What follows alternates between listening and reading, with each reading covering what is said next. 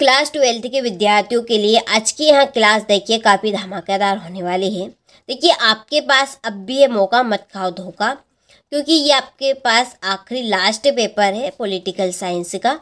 और इस पेपर के लिए ये क्लास आपके लिए काफ़ी धमाकेदार होगी, क्योंकि इस क्लास में सुबह आने वाले सारे क्वेश्चन मैं आपके लिए फुल सॉल्यूशन के साथ में पॉलिटिकल साइंस के लेकर आई हूँ। यदि आप इस लास्ट पेपर में अपना 100% देना चाहते हैं और अच्छा स्कोर आप करना चाहते हैं, क्लास को पूरी अटेंड करके जरूर जाइएगा। तो चलिए बिना देरी की वीडियो को हम शुरू करते हैं और सारे प्रश्नों को हम सुबह के लिए कंप्लीट कर लेते हैं। देखिए मैं आपका ज़्यादा टाइम नहीं लूँगी, क्योंकि टाइम की बहुत ही कमी है, टाइम कम बचा है आपके पास और आपको क्वेश्चन अधिक करने हैं। ठीक है, तो कम टाइम में मैं आपको सारे क्वेश्चन बताने का पूरा प्रयास करूंगी।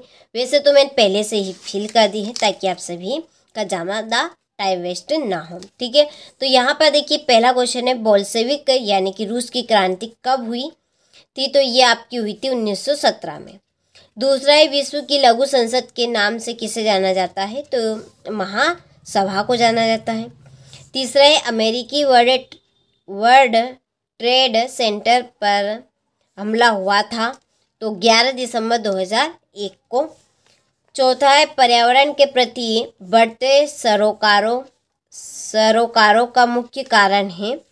क्या कारण है? तो इसका कारण है मानवीय गतिविधियों से पर्यावरण को व्यापक नुकसान हुआ है और यह नुकसान खतरे की हद तक पहुंच गया है।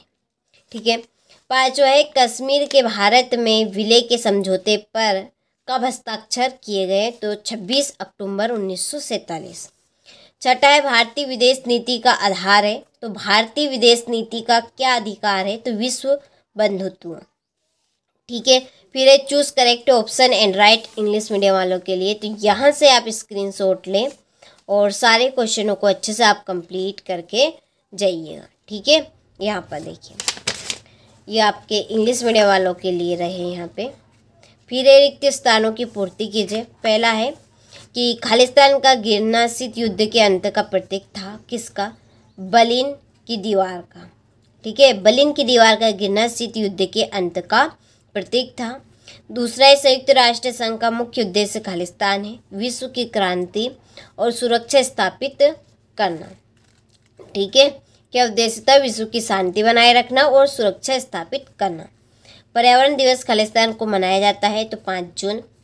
चौथा है, प्रथम भारतीय गवर्नर जनरल खालिस्तान कौन थे? तो सी राजगोपालाचारी थे। ठीक है, चलिए इसके बाद में इंदिरा हटाओ नारा खालिस्तान ने दिया विपक्षी दल ने। और 1971 के लोकसभा चुनाव में कांग्रेस ने खालिस्तान नारा दिया था गरीबी हटाओ। ठीक है, चलिए यहाँ से आप इंग्लिश मीडियम वाले स्क्रीनशॉट लें। फिर सही जोड़ी लिखिए। तो यहाँ पर देखिए मैंने जोड़ी के नंबर डाल दिए, काफ़ी सिंपल जोड़ी है, तो मैं एक तरफ के आपको यहाँ पे पढ़ के बता देती हूँ, आपको कंप्लीट कर लेना है।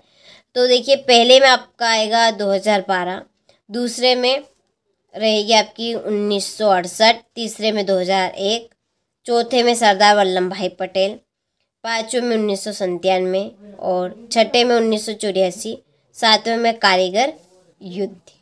ठीक है, चलिए ये आपके इंग्लिश मीडियम वालों के लिए रही यहाँ पे। ठीक है,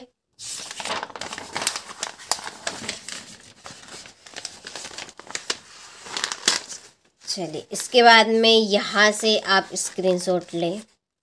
ठीक है, हो गया।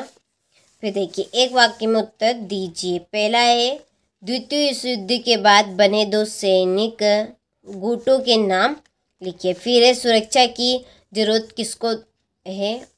किसने कहा जो प्रदूषण फैलाए वही क्षतिग्रस्त करे? विश्व ग्राम की संरचना को कहते हैं। और प्रथम पंचवर्षीय योजना किस सन में लागू हुई? पंचशील समझौता किन 2 देशों के मध्य हुआ? और सातवां, किस प्रधानमंत्री की सरकार लोकसभा के बहस के दौरान एक मत से गिरी हुई थी? तो आपको एक स्क्रीनशॉट यहाँ पे नज़र आ रहा होगा, तो इस स्क्रीनशॉट में आपके पूरे के आंसर है, तो आप कंप्लीट करें। ठीक है, चलिए इसके बाद में यहाँ पर ये आपके इंग्लिश मीडियम वालों के लिए। ठीक है, फिर सत्य असत्य लिखिए। पहला आपका असत्य रहेगा, दूसरा असत्य है, तीसरा यहाँ पे सत्य है, चौथा सत्य 5 और छठा आपका असत्य है। ठीक है, तीसरा और चौथा सत्य और बाकी के आपके यहाँ पर असत्य। तो ये असत्य रहेगा, ये इंग्लिश मीडियम वालों के लिए।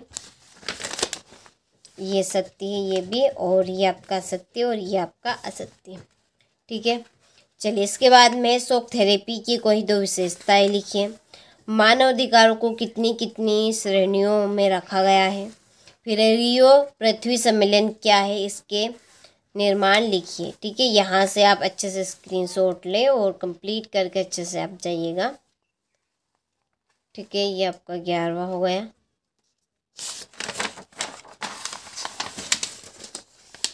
चलिए इसके बाद में ये आपका 12वां क्वेश्चन। चौथे आम चुनाव कब हुए और इस चुनाव के पश्चात केंद्र में किसकी सरकार बनी। एकात्मक मानववाद क्या है। मिजोरम का समझौता कब हुआ था, इसके मुख्यमंत्री कौन थे। कांग्रेस प्रणाली क्या है। ठीक है, ये आपका अथवा है 16वें का। 17वें भारत और चीन संबंधों के तनाव को स्पष्ट कीजिए। देशी राज्यों के विलीनीकरण की आवश्यकता क्यों पड़ी। संयुक्त राष्ट्र संघ की वीटो शक्ति क्या है। ये देखिए यहाँ पे ताशकंद समझौता एवं शिमला समझौता किसे कहते हैं। आज़ादी के बाद से लेकर अब तक की क्षेत्रीय आकांक्षाओं के नाम पर उत्पन्न हुए तनाव का विवरण कीजिए। ठीक है, हो गया। चलिए आपने सारे क्वेश्चनों का अच्छे से स्क्रीनशॉट ले लिया होगा, तो क्लास को पूरी अटेंड करके जरूर जाइएगा और सारे क्वेश्चनों को अच्छे से कंप्लीट जरूर कीजिएगा।